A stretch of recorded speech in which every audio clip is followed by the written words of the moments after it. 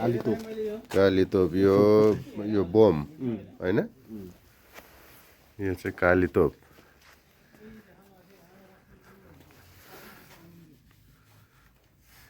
यो चाहिँ युवराज तोप यो चाहिँ मोतोप गरेपछि पुग्छ भन्ने चाहिँ हामीहरूको छ विश्वासको कुरा होइन आउनु पाइयो त्यही भन्नु मैले फेरि आउनु पाइयो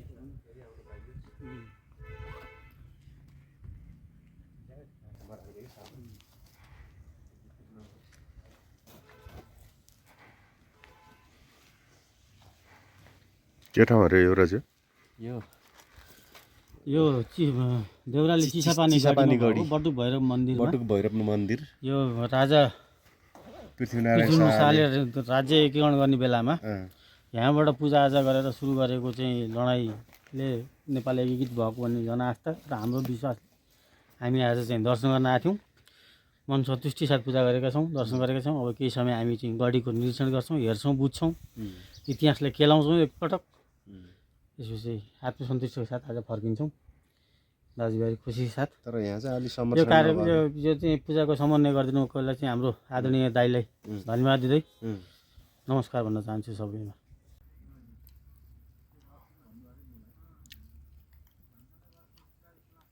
भीमफेदी ब्यारेक मकवानपुर यी तोप हुन् पहिला लडाइँमा युज हुने तोप हुन् यिनीहरू चाहिँ एउटा यहाँ छ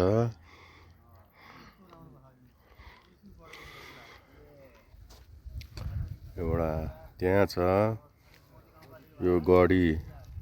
हो गढ एउटा यहाँ छ एउटा उहाँ पर छ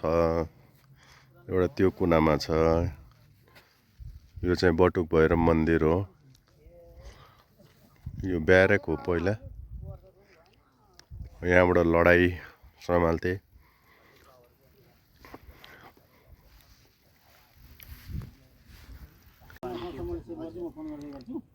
पण्डितजी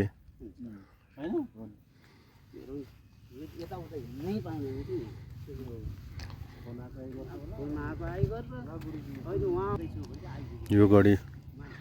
मकवानपुर जिल्लामा पर्छ यसको वरिपरि यस्तो डाँडाहरू छन् तल पुरै खाल्टो छ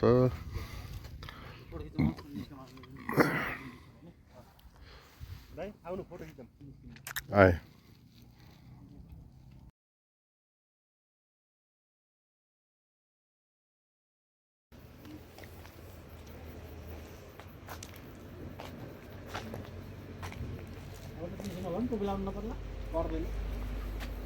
यता हेर्नु न हो दामी त्यो हेलमेट पुगाएर हेलमेट पुगाऊ के चिनेन हाम्रो यात्रा समापन भयो अब निस्किने तर्खरमा ए ल यहाँबाट सिधै कुलेखानी ल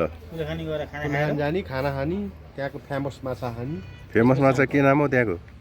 अब खै के माछा कुलेखानीको माछा भन्ने चाहिँ सुन्नमा आएको छ तालको माछा हो त्यो ट्राउट जस्तो चाहिँ नेचुरल स्प्रिङ पानीको चाहिँ चिसो पानीको होइन कि यो तालको माछा पालेको तालको माछा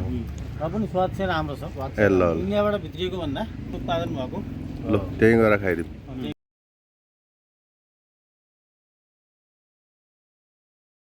ल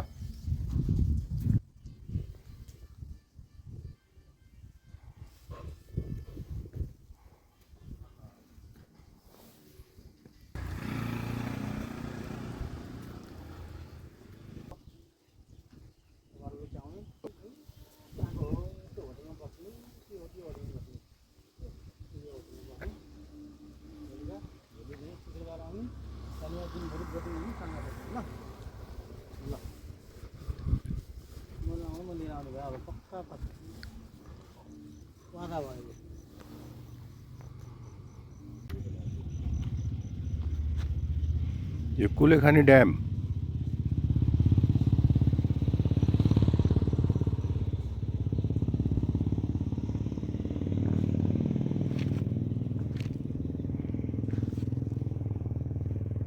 यहाँ पछाडि देखिएका दुईजना हिरोहरू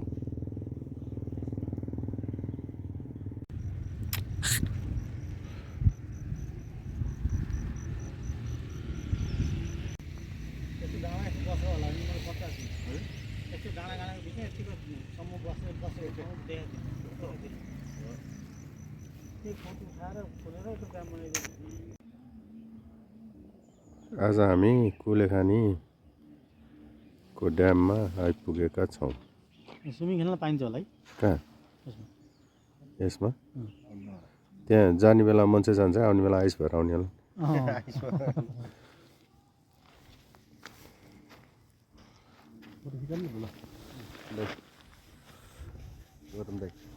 पारेको फोटो होला पारेको पारेको ब्याग राख्न काम छैन ब्याग भिडियोमा त आउँछ। कुलेखानीको ड्याम हो यो। हेर साथी, हो हामी यहाँबाट तल हाम फालेर हेर साथी, यहाँबाट हाम फालेर यहाँबाट तल हाम फाल्यो भने खैरीहरू त हाम फाल्थ्यो होला यार।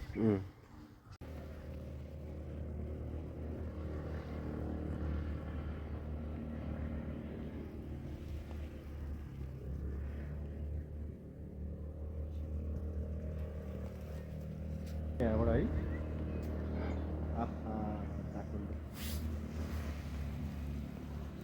दिउँसोमा हिमाल, रातिमा बजार। हामी यस्तो हाइटमा यार, यति 25 किलोमिटरको रेन्जमा उता बाटो छैन होला। यही थियो ल, यही त्यहाँ कसैले केही गराउने योजनाले सम्म आएको त्यो नेचुरली त्यस्तो हो जग्गा त्यो। हो।